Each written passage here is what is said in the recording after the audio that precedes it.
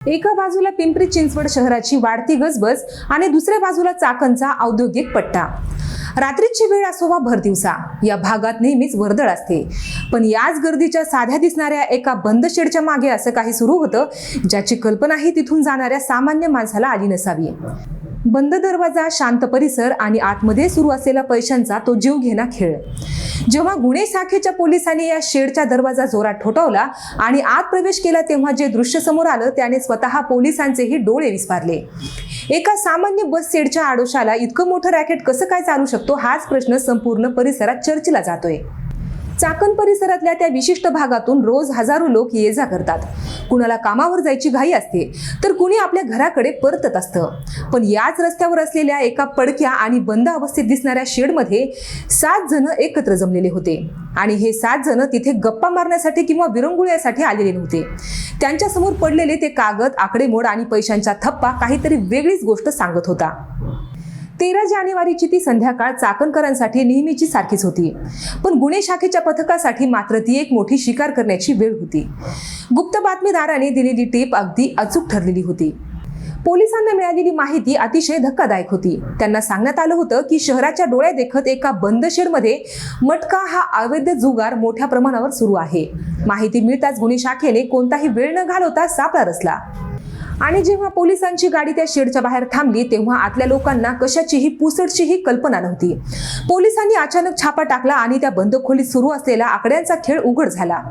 तिथे केवळ तरुणच नव्हते तर समाजात ज्यांना आपण ज्येष्ठ मानतो असे 69 वर्षांचे वृद्ध सुद्धा या दलदलीत अडकलेले दिसले। या कारवाईत पोलिसांनी ज्यांना ताब्यात घेतलं त्यांची नावं समोर आल्यावर परिसरात एकच खळबळ उडाली। 69 वर्षांचे राजेंद्र पंढरीनाथ भालेराव यांच्यापासून ते 26 वर्षांच्या तरुण केशव घोडकेपर्यंत वेगवेगळ्या वयोगटातील माणसं या समूहात सामील होती। अवधूत रायबोले, त्र्यंबक माडेकर, अशोक सूर्यवंशी, अविनाश जाधव आणि दिनेश जाधव या सर्वांना पोलिसांनी रंगेहात पकडलं। एका बाजूला अनुभवाचं वय झालेले लोक आणि दुसऱ्या बाजूला करिअर करण्याच्या वयातील तरुण मुलं, असं हे चित्र विचित्र त्या बंद शेडमध्ये पाहायला मिळालं। समाजाची नैतिक घसरण कोणत्या थराला गेली आहे हेच यातून स्पष्ट होतं। सध्या शहरात निवडणुकीचे वारे वाहत आहेत। अशा काळात कायदा आणि सुव्यवस्था राखणं हे पोलिसांसमोर मोठं आव्हान असतं। निवडणुकींच्या काळात पैशांची अवैध देवाणघेवाण आणि जुगार अड्ड्यांचे व्यवहार वाढण्याची शक्यता असते आणि हेच ओळखून पिंपरी चिंचवडमध्ये पोलीस आयुक्त आणि गुन्हे शाखेचे वरिष्ठ अधिकारी सतर्क झालेले आहेत। चाकणमधील ही कारवाई म्हणजे अशा अवैध धंदे चालवणाऱ्यांना दिलेला एक कडक इशाराच आहे। जर तुम्ही कायद्याच्या डोळ्यात धूळ फेकून असं कोणताही धंदा करणार असाल तर तुमची जागा तुरुंगात असेल, असा संदेश या छाप्यातून देण्यात आलेला आहे। पोलिसांनी जेव्हा त्या शेडची झडती घेतली तेव्हा तिथे केवळ माणसं नव्हती तर जुगाराचे साहित्य आणि रोकड सुद्धा जप्त करण्यात आली। ज्या पद्धतीने तिथे आकड्यांची मांडणी केली जात होती ते पाहून काम किती नियोजनबद्ध पद्धतीने सुरू होतं याची खात्री पटते। सामान्य माणसाने कष्टाने कमावलेला पैसा अशा जुगारात कसा उडवला जातो आणि त्यातून कशी घरं उद्ध्वस्त होतात हे आपण अनेकदा पाहिलेलं आहे, पण तरीही पैशाच्या लोभांपायी ही माणसं अवैध मार्गाकडे वळतात आणि ही अत्यंत दुर्दैवी गोष्ट आहे। आणि या कारवाईत सर्वात धक्कादायक बाब म्हणजे 69 वर्षांचा ज्येष्ठ सहभाग। ज्या वयात माणसाने नातवंडांसोबत वेळ घालवायला हवा, देवधर्म निवृत्तीनंतरचं शांत आयुष्य जगायला हवं, त्या वयात हा गृहस्थ जुगाराच्या अड्ड्यावर काय करत होता असा प्रश्न आता उपस्थित होत आहे। का याला केवळ पैशांची हाव म्हणायचं की केवळ एक सवय झालेली आहे? पोलिसांनी जेव्हा त्यांची नावं गावं विचारली तेव्हा तिथे उपस्थित असलेल्या प्रत्येकाचा चेहरा भीतीने पांढरा पडलेला होता। समाजात आपली इज्जत काय राहील याचा विचार कदाचित त्यांनी गुन्हा करताना केला नसावा। चाकण हे पुण्यातले एक मोठं औद्योगिक केंद्र आहे। इथे राज्याच्या कानाकोपऱ्यातून आलेले कामगार राहतात। अनेकदा अशा कामगारांना जास्त पैशांचं आमिष दाखवून त्या जुगाराच्या जाळ्यात ओढलं जातं। एकदा का या आकड्यांच्या नादाला कोणी लागलं की त्यातून बाहेर पडणं अशक्यच होतं। हे बंद शेड अशाच लोकांचं केंद्र बनलं होतं का याचे धागेदोरे पोलीस आता शोधत आहेत। हा केवळ एक छोटा अड्डा होता की यामागे एखादं मोठं रॅकेट कार्यरत आहे याचा तपास आता दक्षिण चाकण पोलीस ठाण्याचे अधिकारी करत आहेत। ज्या 7 जणांवर गुन्हा दाखल झाला आहे त्यांच्या पार्श्वभूमीचा पोलीस आता कसून तपास करत आहेत। हे लोक या आधीही अशा गुन्ह्यात सामील होते का?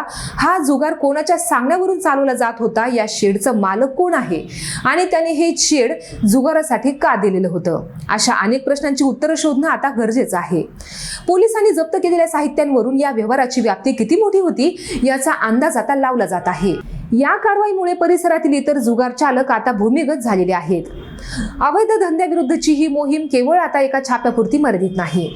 पिंपरी चिंचवड पोलिसांनी शहरातल्या प्रत्येक कोपऱ्यात नजर ठेवायला सुरुवात केलेली आहे. विशेषतः गुन्हे शाखेचे पथक आता हाय अलर्टवर आहे. निवडणुकींच्या पार्श्वभूमीवर शहरात शांतता राखण्यासाठी अशा गुन्हेगारांवर कडक कारवाई करणं अनिवार्य आहे. चाकणमधील या घटनेनं हे सिद्ध केलेलं आहे की गुन्हेगार कितीही हुशारीने बंद खोलीत काम करत असला तरी कायद्याचे हात त्याच्यापर्यंत पोहोचतातच.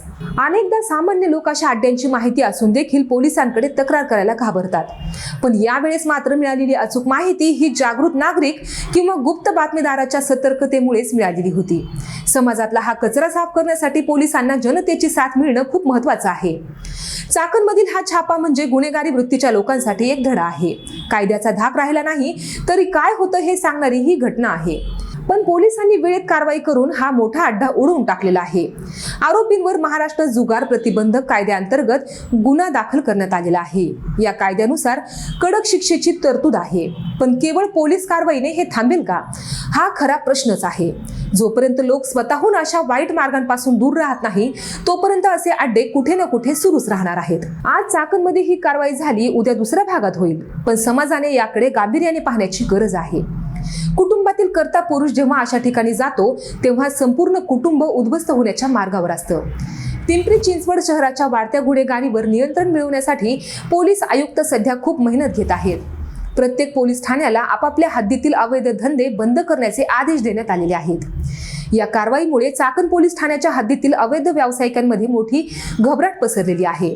पोलिसांनी आता अशा ठिकाणी गस्त वाढवलेली आहे जिथे लोक कमी असतात किंवा जिथे संशयास्पद हालचाली दिसतात. मंडळी, याबद्दल तुमचं मत काय आहे? आम्हाला कमेंट्समध्ये नक्की सांगा आणि आपले पब्लिक कट्टा हे YouTube चॅनल सबस्क्राईब करायला विसरू नका. धन्यवाद.